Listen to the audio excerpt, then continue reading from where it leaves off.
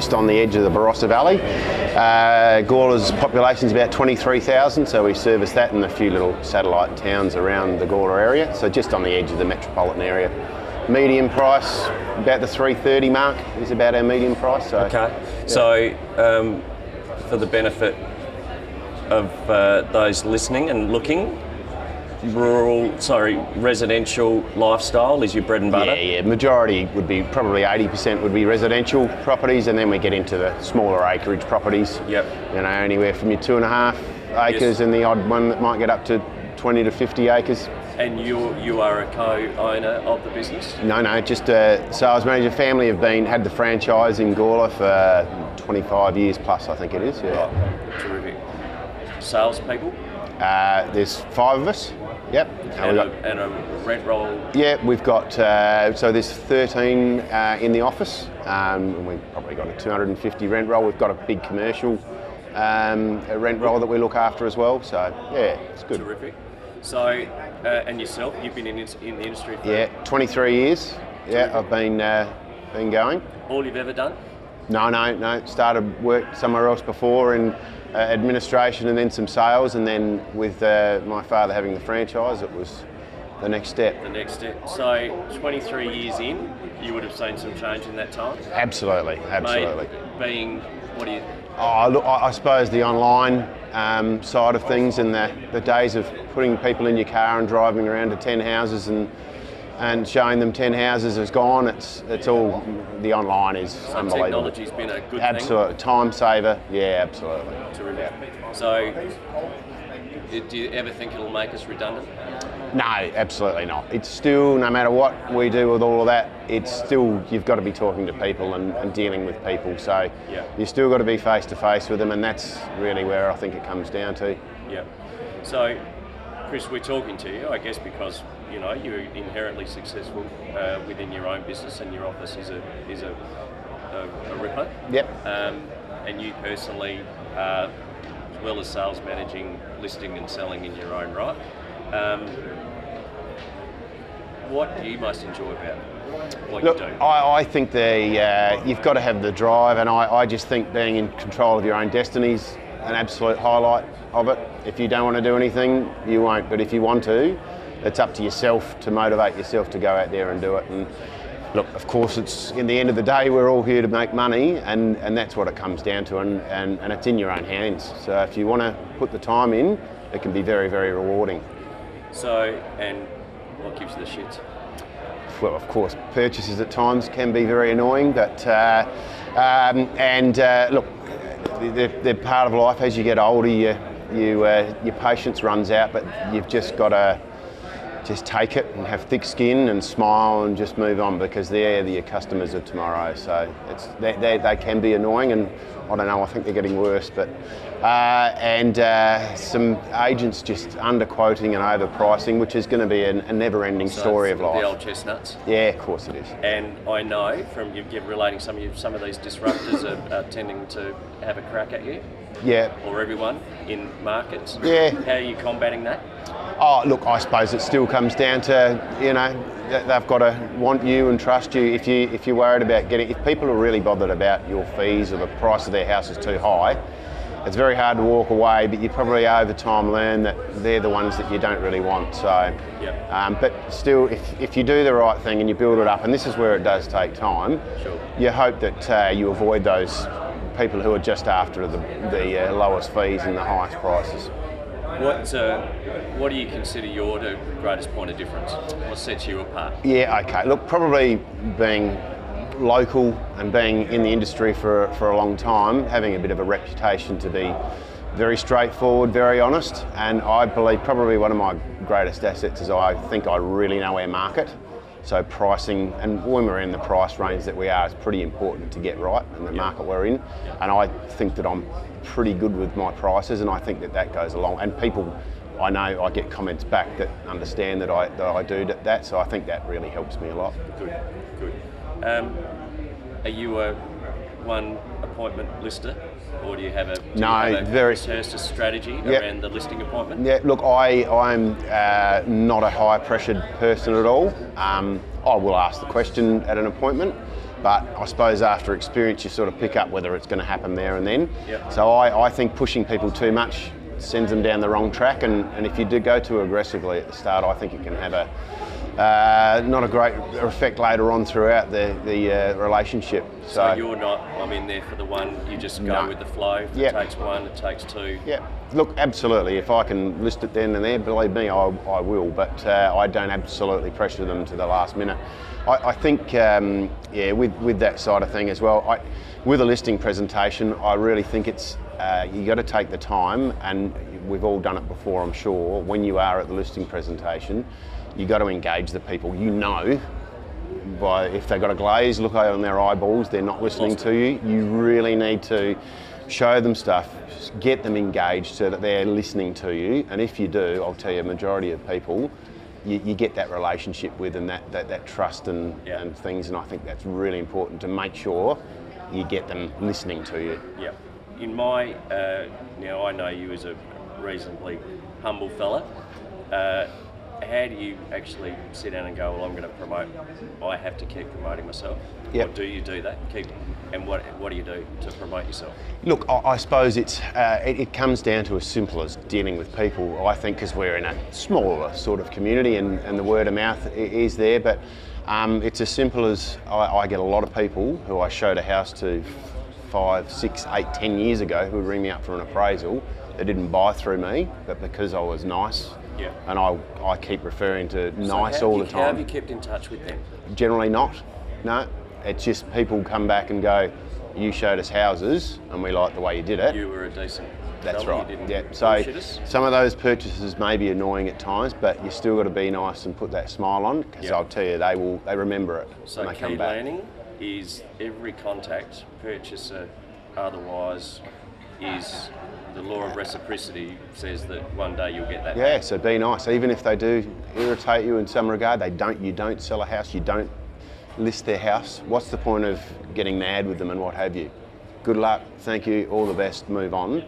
It'll come back. And it takes a while, but they do come back. So that and I suppose people, that word spreads that you do the right thing and he's a nice bloke, and it speaks volumes. You know, if you get that referral, you're not going to be up against 4 agents going for the same listing. Generally, it's a lot less, and sometimes only one.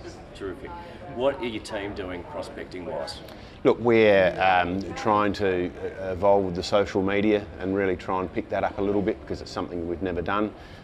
We have always had a follow-up system where even people who have left, you know, they're getting follow-up letters, you know, when they buy a place, 6 months, 12 months, so forth, you know, calendars and all those sorts of things. That's all scheduled tasks by Yep, desktop. it's all automatically done. Does all of that. For all of our guys, so that just keeping in touch with them. So, you know, those sorts of things we have, and I think it's working really well. Weekly emails to people of new listings and opens and buyer matches, and not only that, I think it's a huge prospecting tool with people who are obviously half of them may be selling. Getting that regular communication from you, I think works really well. Terrific. Now, you've got a young family, which and the lovely Kate, of course. How are you managing? Because you're busy. You've got a reasonable sized business. You're listing and selling a lot yourself, and there is always that. You know, when you like that, you can get a bit sour and start growling at people. And how, one, are you managing your time, and how do you stay above being a cranky bugger? Don't ask my wife that. No, I'm only joking. Look, I think it's really important. When I go to work, I work. So I run around with my head cut off. I really go hard when I am at work. I don't sit around and waste my time. So I think that's really important. You know, doing the important things first, like everybody says. But I suppose it's with time comes a bit of experience of just planning your day, so that you try and get as much into your time as you can. And when you are busy, you go hard. And when it is a little bit quieter, hey, that's the time when I'll go into work at lunchtime and mow the lawns or go for a run or what have you. So you've got to have that. Are you scheduling holidays more so than you were 10, 15 years ago? Yeah. I worked a lot more weekends, a lot more after hours than I do now. and that's my personal choice of doing that, I suppose. And that probably comes with experience of, you know, even people wanting to look at houses, you can schedule a little bit your way instead of their way all the time. Good. So, now, have you had a PA? No, did have one. Right. Struggled to let go. I am in a town where 80% of my business comes from people I know or I've dealt with, Yep. and they don't really want to be dealing with someone else. So, Wrong person, or? maybe a bit of both, yeah. But I really feel, you know, look, we've now got someone who's just purely in our admin for our sales team, who's doing a lot of that admin work for us and for me, which is freeing up a little bit more time, and I think that's working really well. I'm in a business where it's a bit of a me business, I feel. Yep. And for me to have people showing houses for me, and I won't and I can't do that. No, that's a fair point. Because look, like I've referred to before about showing a house is a listing in 5 years' time, so they need to be speaking to me with that. No, that's good. How do you mentioned social media before? Is that the and I know that you are trying to embrace more of that, as far as that the how you see the business going forward, and how are you embracing that and other technology? Yeah, look, being a middle-aged person, I suppose you'd call it, I have not been up on the same age. There you go. Have not been up on the social media. I've got an 11-year-old daughter that teaches me more than I know. But look, it's absolutely vital, I think, and that's why we're putting a bit of time and effort into it. Because I've got no doubt it's the way to go, and that you've just got to embrace it. Yep. What's the greatest threat to our industry and our business? Look, I think obviously the online advertising costs are going to be something that's going to get out of control. If one follows the next, then it's just going to snowball, and we'll all be paying for it. So I think that's it. One other thing that I think we've got to really watch is the lead funneling agents. Look, I have nothing to do with them. And every agent who's your competitor, so your policy is I won't do it. You won't. None of your staff go near them. No, that's right. My local agent. Yep. Housefind. Absolutely. Yeah. But so my competitors are using them all the time. Now I saw some of them, and you know what are they doing? They're going to cut off their own feet if they don't do it. But no matter what market you're in, people who are struggling for a couple will do it. But it's really got to be watched carefully, I think, because they're taking money for nothing, aren't they? Yeah. So that database piece and managing absolutely. Each one, having that. If you avoid that, then you're not involved with people wanting to do you're that. Susceptible to disruption. So, 10 years on, crystal ball. Where do we sit industry? Are we still going to be? Are we going to be important in the industry? Yeah, absolutely. Look, you still need someone in front of you. You still need face-to-face. You still need people to be able to negotiate for you. You know, the person is you as the real estate agent is so important. Will never be replaced, I don't think. So, absolutely, the technologies change. The paperwork, I'm sure, will increase to quadruple what it already is from what it was. But you still need to be talking to people. So, in finishing up, mate, someone new to your business or someone new to the industry, someone with that might have just looking to get out of property management as sales, that says to you this afternoon, Hurst, I hear you're pretty good at it. What can you tell me? Yep. That's going to see me in this industry in another 10 years and successful? Yeah. Look, I think what it is people who come in and think they're going to be absolutely up and running and flying with 6 months. There are the odd exception, but generally it's something that takes a while, and it's persistence. Just keep working, keep trying. For one knockback, for 10 knockbacks, you might get one yes, and sometimes it can be a little bit demoralising, but you've just got to have thick skin, keep on going, and smile. And look, I always say my number one thing is just to be nice to people, because they will see it, and that spreads better than anything. You know? So how, especially in a community like yours and this holy grail of 1,000 active people on your database, how does that person get there?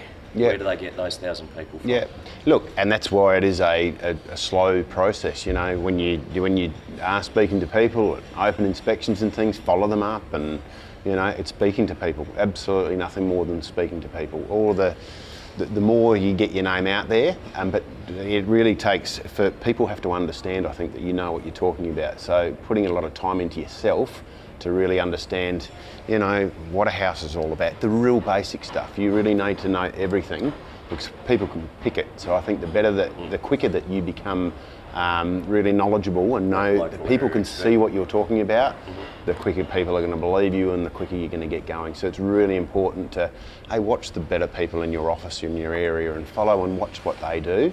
And look, it can take some time, but if you keep on going, you will get there. But, Mate, thanks very much. No worries. Have you enjoyed the morning so far? Yeah, great. Yeah, really good. Tom was terrific, wasn't he? Yeah, he was. Bit of energy there.